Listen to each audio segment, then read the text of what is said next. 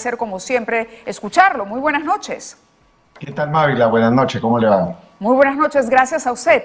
¿Le parece pertinente lo que ha hecho la fiscal? Es decir, tiene los argumentos, es una inclusión esta de Aníbal Torres y de Chero que se condice con los indicios y con la investigación que ya avanzó la fiscal de la Nación. Sí, lo poco que se ha conocido de la imputación que hay contra el señor Aníbal Torres Vázquez y el ministro Chero se relaciona con la participación de ambos en diferentes momentos, en el caso de Torres Vázquez, para facilitar, sugerir, ayudar a colaborar con Bruno Pacheco en su vida, ¿no?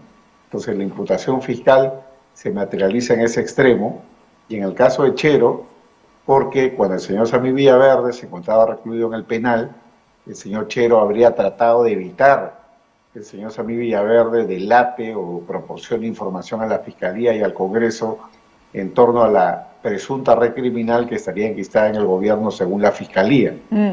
Esto con la agravante de que estamos hablando de quien ejercía y ejerce ahora el cargo de ministro de Justicia, el asesor del gobierno, convertido en una suerte de abogado personal del presidente, defensores del presidente, usando desde luego todo lo que pueda significar el poder público. Entonces, quienes tienen el deber de asesorar al gobierno aparecen a contracorriente efectuando estos presuntos actos que imputa la Fiscalía. Decía hace unos instantes el ex congresista Richard Arce que aquí un congresista podría proponer una acusación constitucional que facilite el trabajo de la Fiscalía en el caso de Aníbal Torres. ¿Esto es válido? ¿Se puede hacer? A ver, hay que tener en cuenta que la Constitución prevé dos tipos de mecanismos de responsabilidad, ¿no? Por un lado está la parte de lo que es delito y por otro lado está el caso de lo que es el juicio político. A nivel de lo que es delito, esto ya de momento está a cargo de la Fiscalía. Si la Fiscalía de la Nación cree en algún momento que hay causa para pasar a la siguiente etapa, que es la preparatoria, tiene que mandar el caso al Congreso para que el Congreso analice si corresponde la acusación constitucional y de aprobarla, el caso vuelve a la Fiscalía para que continúe. ¿Lo puede hacer? ¿La Fiscalía podría hacer eso en el caso de Aníbal Torres, en el caso del ministro Chero? ¿Lo podría hacer con el presidente también? O entiendo que ahí tiene una dificultad porque solamente se aceptó el inicio de la investigación, pero en etapa preliminar. Sí, pero en el caso del presidente además hay un problema, porque en el caso del presidente, él solamente puede ser acusado por 4 delitos que son los del 117. Claro, claro, está el marco constitucional. No existe para Chero ni para Torres Vázquez. Torres Vázquez y Chero pueden ser acusados por cualquier delito si la Fiscalía lo cree conveniente. De acuerdo. Pero como decía, esa es una vía, que es la vía de perseguir el delito, pero está luego lo que es el juicio político, y eso sí es potestad exclusiva del Congreso respecto de, nuevamente, Torres Vázquez y Chero, más no el presidente por esa restricción del 117 de la Constitución. De acuerdo, de acuerdo. El presidente vuelve, asiste a la Fiscalía nuevamente, pero una vez más no responde. Responde que se acogerá al silencio y responde que está dispuesto a colaborar, pero no aporta información a la Fiscalía, al margen de que sea su derecho, como le recordábamos aquí al doctor Noblecilla, que va delatando en la conducta, digamos, y de acuerdo a la experiencia que usted tiene en este tipo de situaciones, ¿qué va delatando de la estrategia de defensa, por lo menos del presidente? Claro, partiendo efectivamente de que es un derecho del imputado guardar silencio, es un acto de defensa y no puede ser obligado a declarar. El hecho de que guarde silencio frente a imputaciones tan graves, para un fiscal o para un juez, puede ir creando la conciencia de culpabilidad. Esto no es algo que sea constitucional ni sea legal. Hay muchos trabajos que han estudiado lo que puede significar los sesgos, los pensamientos, las razones no explicativas en torno a lo que es una decisión judicial. Para decirlo en términos simples, ¿no? Para el ser humano, el juez es un ser humano, un ciudadano, el que calla otorga, y si no tiene nada que decir en su defensa, es porque en verdad está comprometido con los hechos que se vienen investigando. Claro, sin duda, sin duda.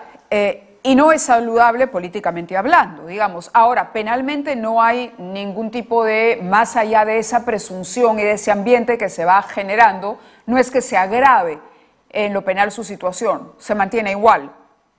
Exactamente, para nada. El hecho de que guarde silencio ya cumplió con la diligencia, no puede ser obligado a declarar, su situación no se agrava, más allá de que en su conciencia el fiscal o los jueces en su momento consideren que esto es un anuncio de culpabilidad, ¿no? Claro, estamos viendo un tuit que publicó y dice: hoy fui nuevamente a responder a la Fiscalía, niego tajantemente las acusaciones que hay en mi contra, siempre daré la cara y responderé las veces que sea necesario. Claro, aunque la respuesta sea voy a guardar silencio. Espero que se recopilen todos los datos de las investigaciones. Seguiremos colaborando con la justicia. Ahora, tampoco es que esté colaborando con la justicia, digamos, el derecho le asiste, su situación no cambia, pero no podríamos decir que el presidente colabora o su sola asistencia a la Fiscalía, digamos, lo exime de alguna responsabilidad eventual que se le pueda atribuir al presidente.